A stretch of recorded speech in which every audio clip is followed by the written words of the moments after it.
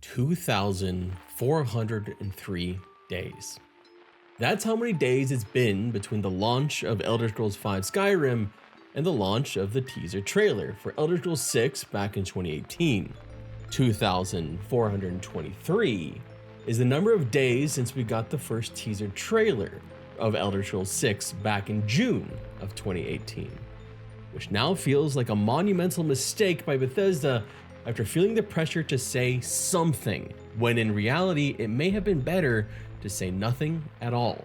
Elder Scrolls V released in 2011, meaning it's now been about 14 years since we had an Elder Scrolls mainline game, not counting when they've dicked around with like mobile games like Blades and stuff like that.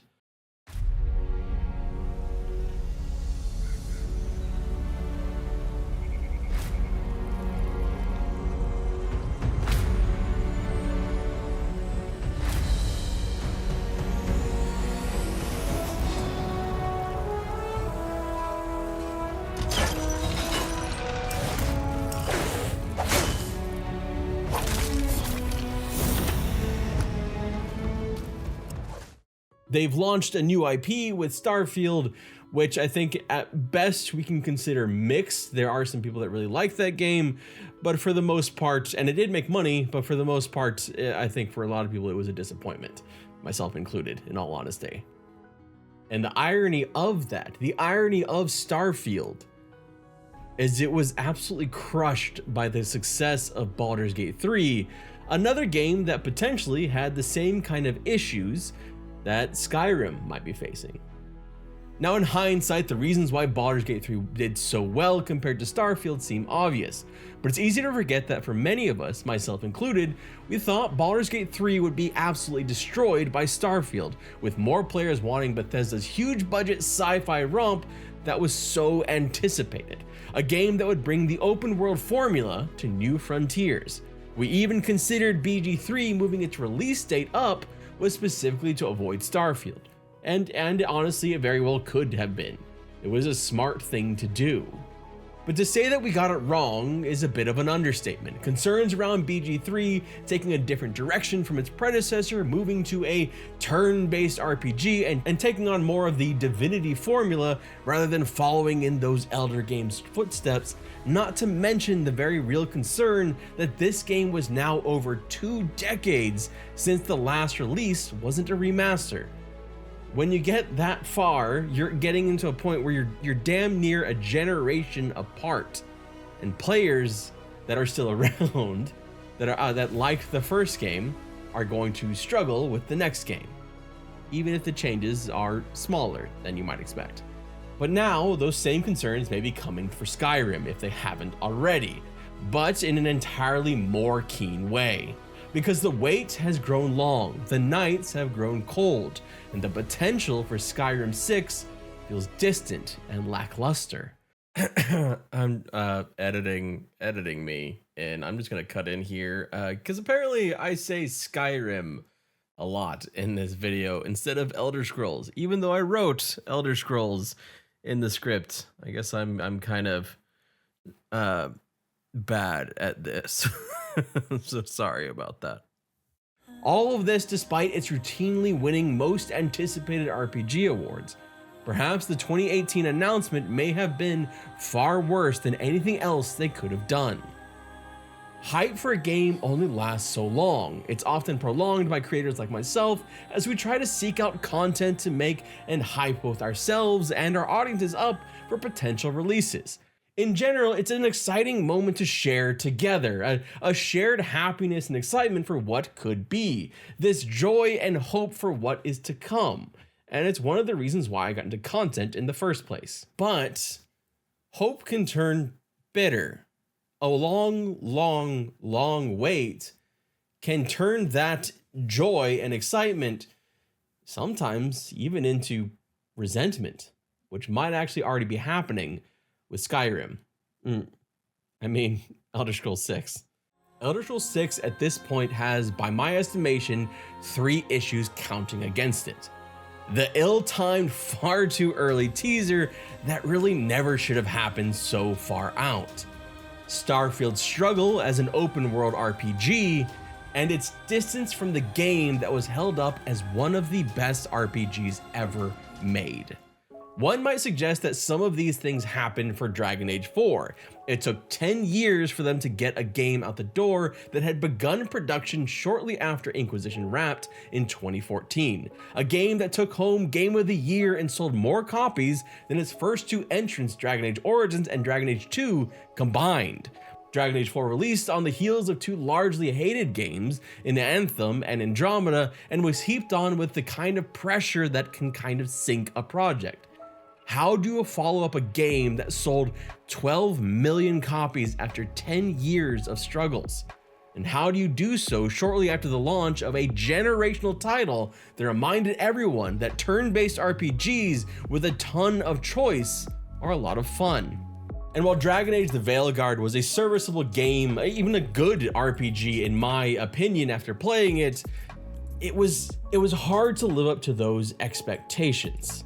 You can see the pain of a 10-year development cycle. In that cycle, you can see how perhaps some gameplay elements were more changed into risk aversion that feel like as the years drag on, they are more determined to ship a game instead of the game. Switching from things like live service to no longer being live service to really just trying to ship this game out.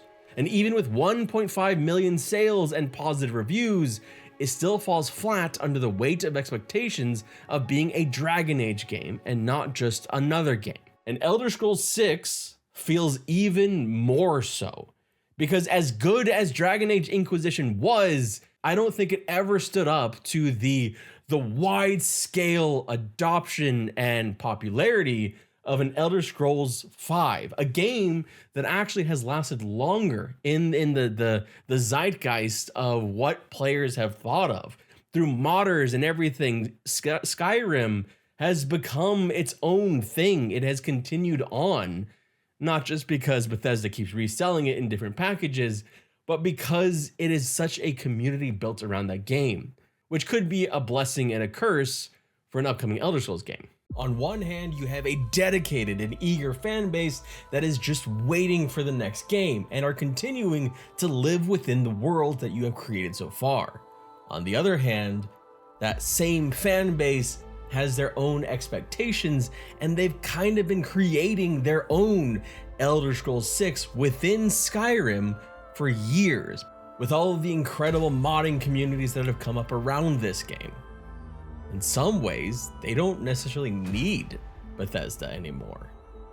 The concern for me from the outside looking in is pressure. Pressure to deliver.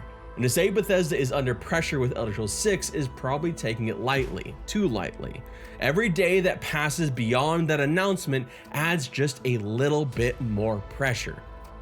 2,423 days of pressure so far since that ill-timed announcement.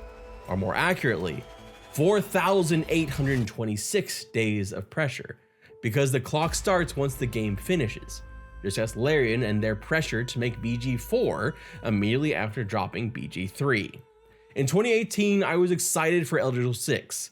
By 2024, I was getting concerned. By 2025, I'm worried because I don't know that pent-up excitement of this game can be met with anything but disappointment. In a vacuum, players will create their own game, their own expectations that may be unobtainable. Hell, I don't even know if the current market for RPGs would be accepting of Elder Scrolls 6 given the reception that Starfield received, which essentially felt a whole lot like Elder Scrolls in space. And if we've seen anything, it's that Bethesda generally has a formula, and one that they like to keep going back to. Trying to stray from it and create something new will upset one portion of the fan base, but recreating Elder Scrolls 5 with a new locale and updated graphics might not be enough to satisfy players either. The mega RPG, the mega open world RPG that puts freedom ahead of crafted narratives, was that something people still want? Certainly, there's a market for it. Starfield still sold well after all and made over $500 million. But that brings us back to expectations. What are the expectations of Elder Scrolls 6, and can any game actually meet those expectations? On top of that, It's not like Bethesda is in their own, just working on their own game. Not only do they have to convince this long-standing community of players that have modded the hell out of Skyrim and been playing it for all of those years, for over a decade, that this new game is actually worth their time, but they also have direct competition. Direct competition in that very niche that they occupy, that big open world side questy RPG. Competition from former Elder Scrolls developers.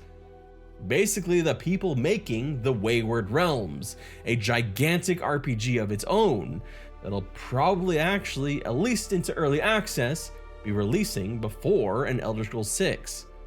It'll be interesting to see exactly what ends up happening with this game, with the eventual Elder Scrolls 6, but I think it is now passed firmly into that area of it's been too long, and it's gonna struggle perhaps no matter what. Although, of course, I hope to be completely wrong and it blows all of us away. But in the meantime, if you want to look at a game like Elder Scrolls 6, check out this video on the Wayward Realm to see if that's something you're interested in. My name is Redbeard Flynn. Thank you so much for watching, and I hope you have a wonderful day. And maybe I'll see you in another 2,000 days.